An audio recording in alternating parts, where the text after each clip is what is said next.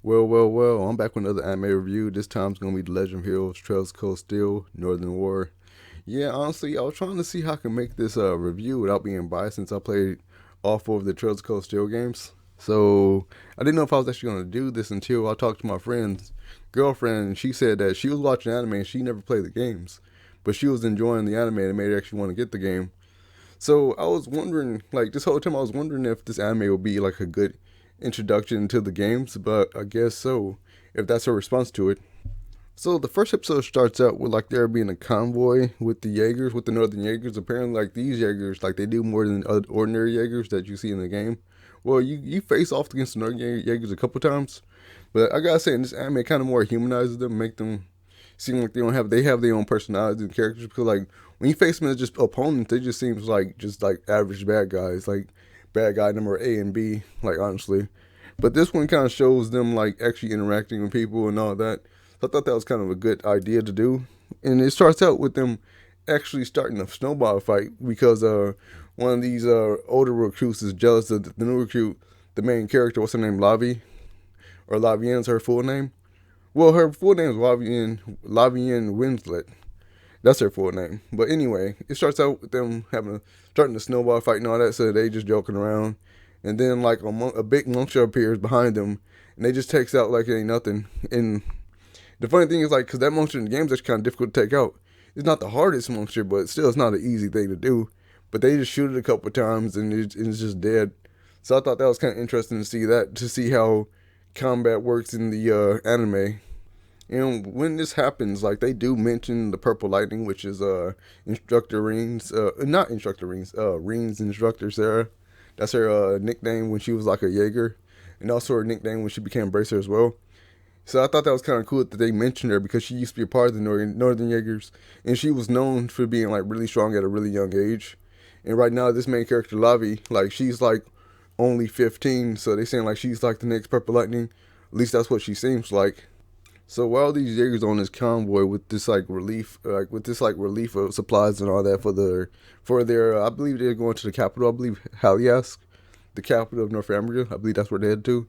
But while they with these supplies, they like Lavi noticed that there's like these trails coming like leading towards the village, and it's like trails from these enemies that's in the game called drones. And drones are pretty weak in the game, but here you see them actually like attacking the village, and you see them doing damage. So I thought that was kind of cool to see, like to see how strong they are compared to normal people. And apparently they have like venom or something like that, or like some type of poison that can get into people's bloodstreams, and it could make them die. Apparently, if they don't do it, if they don't get if they don't get the antidote for it. So I didn't know about that, and maybe you can read that in the enemy's description in the game. I never really paid too much attention to that, but that was something that I noticed as well. So they take the people that got hurt by the drones, and they take them to get the antidote to the capital Halias. And while they're in the capital, like they get like reprimanded for the actions because Lavi was not given permission to go help out.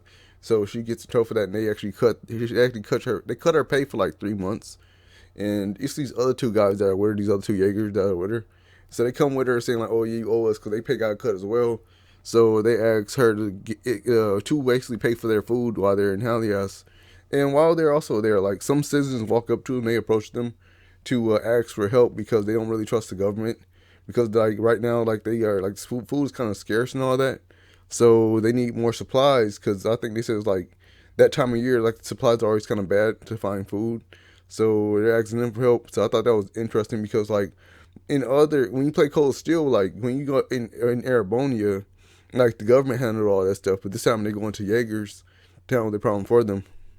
So while they're there, they run into this one dude named Rogan, who's like he looks like an obvious bad guy. He's like Ronan. He's called Rogan in the what's his name? Aurora Phenomenon. I guess they got that from his hair, and also because everywhere he goes, apparently like he leaves destruction behind.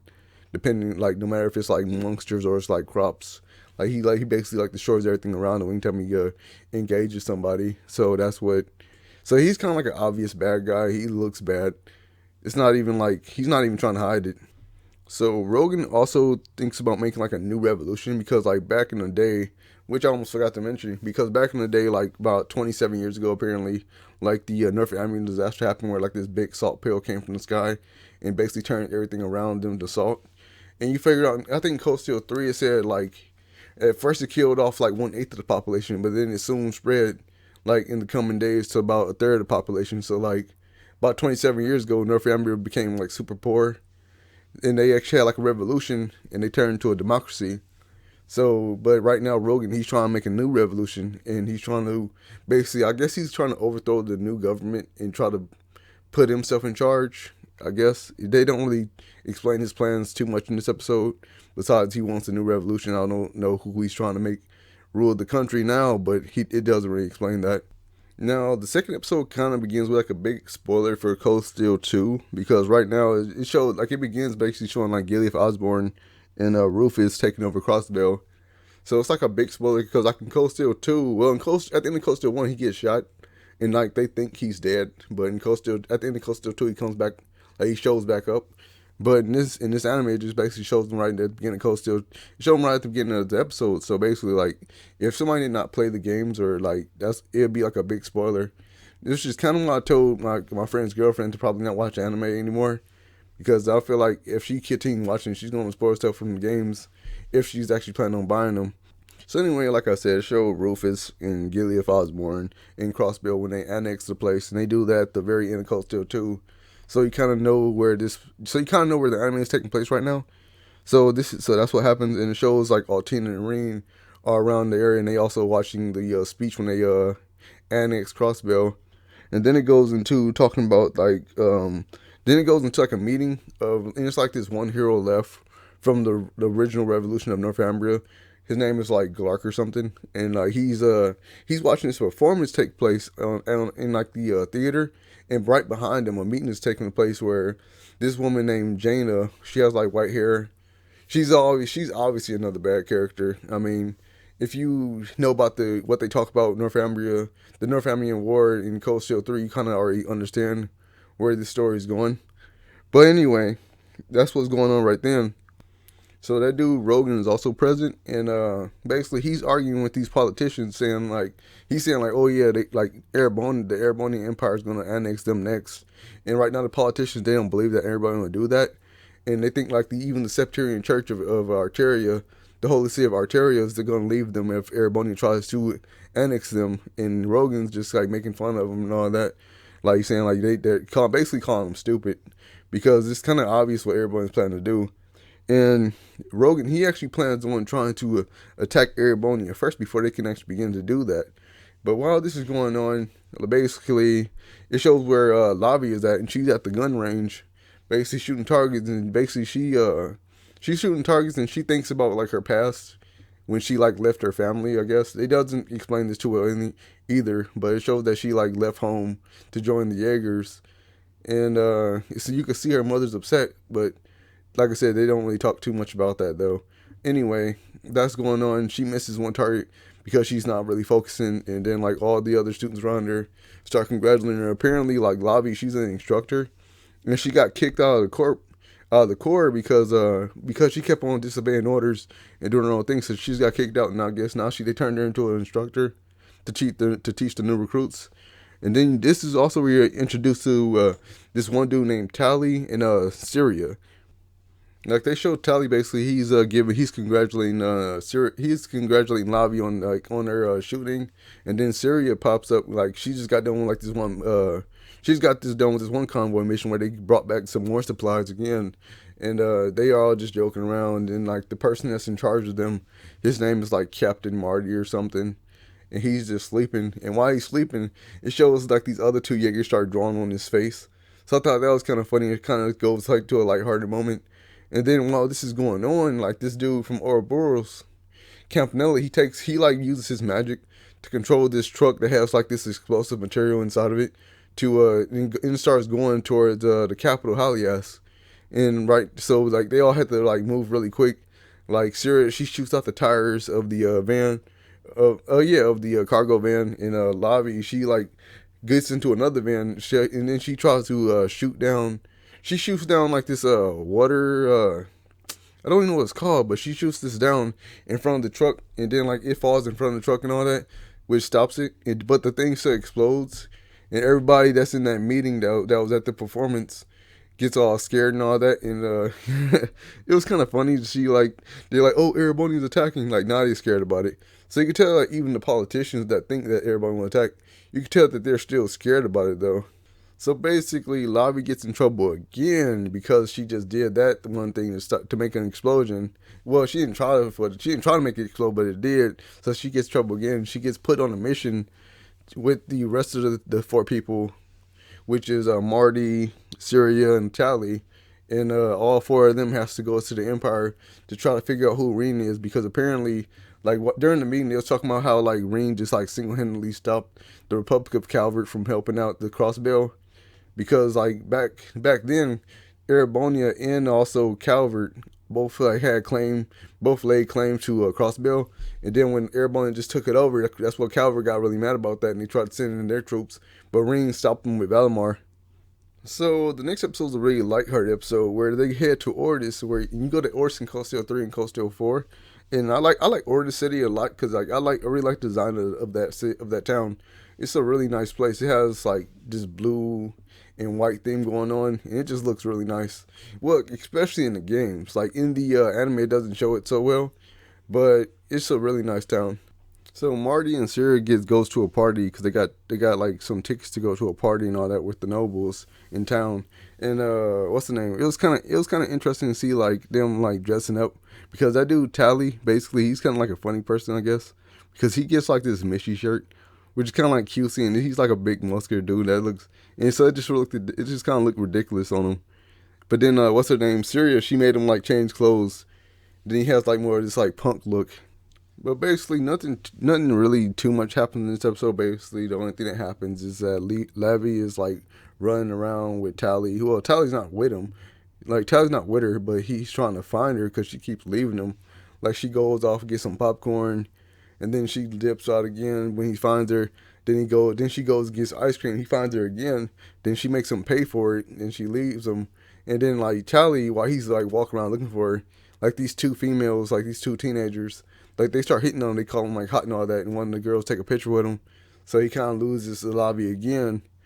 Then he finds her again one more time, and then like he sees her like eating ice cream by the sea and all that. And then he starts talking about how North Amity is so poor, and looking at Ordis, how Ordis is so rich. But Ordis is like the richest town in Erebonia, if you ask me. Like, cause they have like some of the highest nobles around, and the Cayenne family, which is like stationed out of Ordis, is like is the biggest, is the most important like of the four great houses. So Lavi and Tali eventually goes to like a warehouse area where they see like this clown and these people in these Mishi costumes, where they plotting on attacking the party. So anyway, like they go off, like the clown, he leaves in this hot air balloon to head to the party, while the Mishis, they make a distraction in town by throwing these looks like fireworks around like at the citizens and all that. And Tally, he goes off to attack the Mishis and all that, while Lavi, she hops on the air balloon and heads to the party with the clown. But while they're at the party, like they have like this like little fight and all that. It's not too serious. Like it's not really high stakes here, not, or at least not for the first part, until the clown brings out these fireworks. But he said one of them is like real, one's like a real explosive, and he starts throwing them at the crowd. And then like what's her name, Lavi, she shoots like a chandelier and makes it fall on him, and that's basically how the episode basically ends. Besides the fact that it shows like Altina like flying above them, still watching them. In the fourth episode, they're basically headed to Ymir, but while they're there, they stop at a couple towns that you might recognize from the games, which is Raquel. They stop in Raquel, where you kind of get to see Ash walking around talking to a girl. They go to Heimdall, where you get to see the Phantom Thief B like on a train car behind them. Then also they go to Ruhr, where you get to see like Elisa and Sharon on the escalator.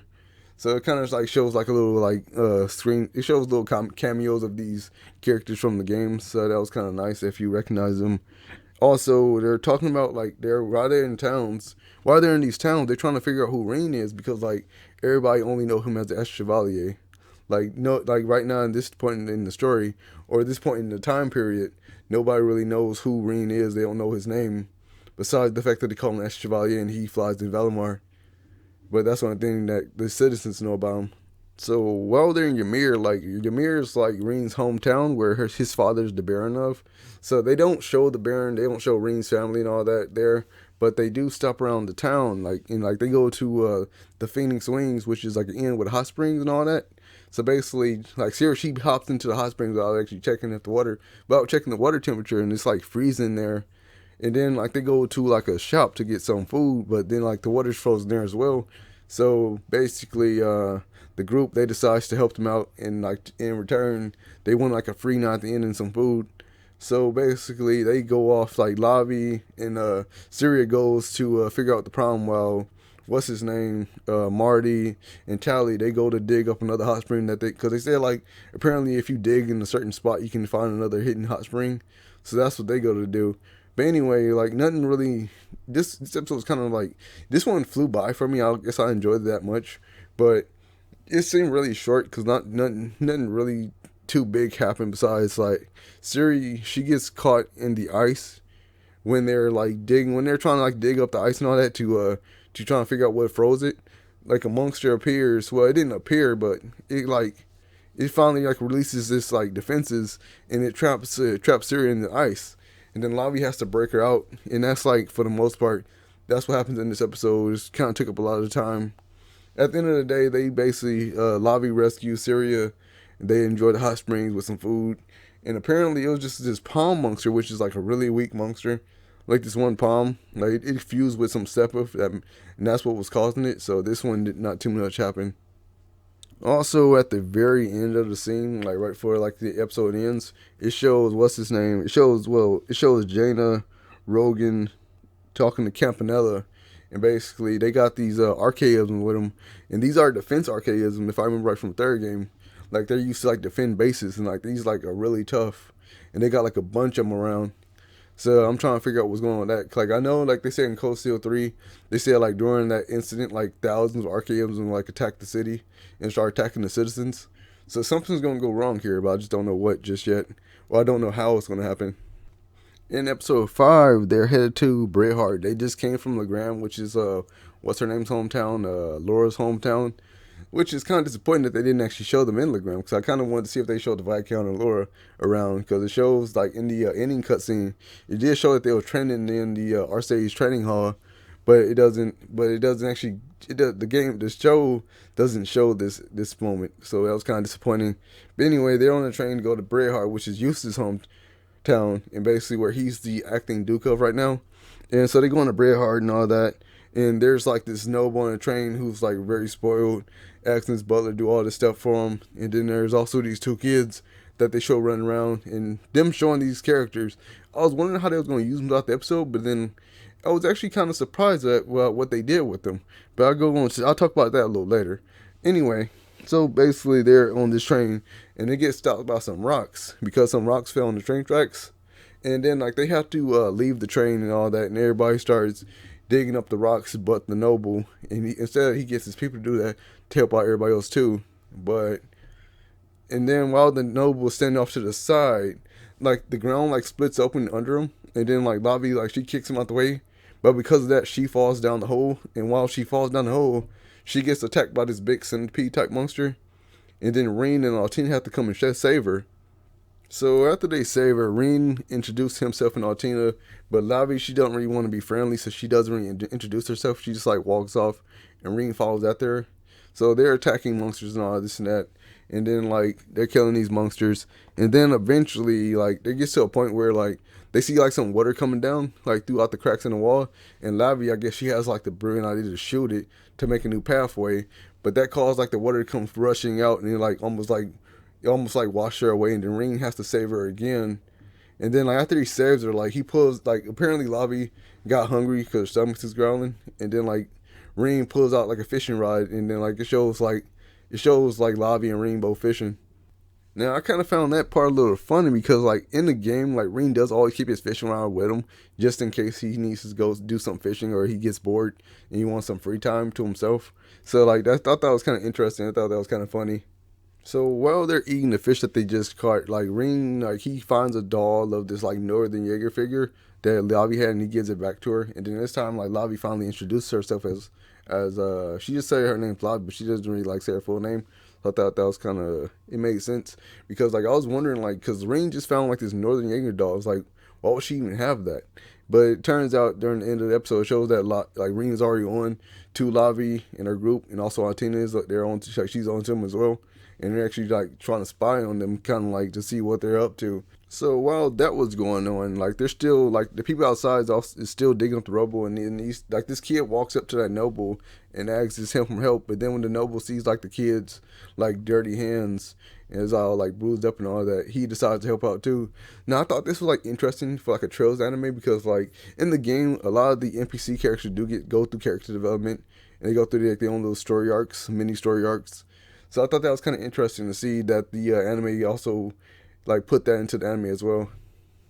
So while Rin and Lavi is about to head out of the underground waterways, like they hear like the monster going down another pathway, so they decide to split off. But because Rin's going to attack the monster by himself, but instead like Lavi decides to help Rin to kill the monster, and like they eventually able to beat it, and they make their way back to the surface together.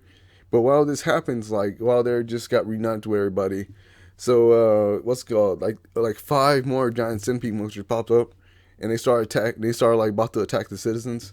So Ring he's forced to call Valimar and kill all the centipedes and all that. And then this is how Lavi realized that she was just helping out Ring this whole time. She didn't even know it was him.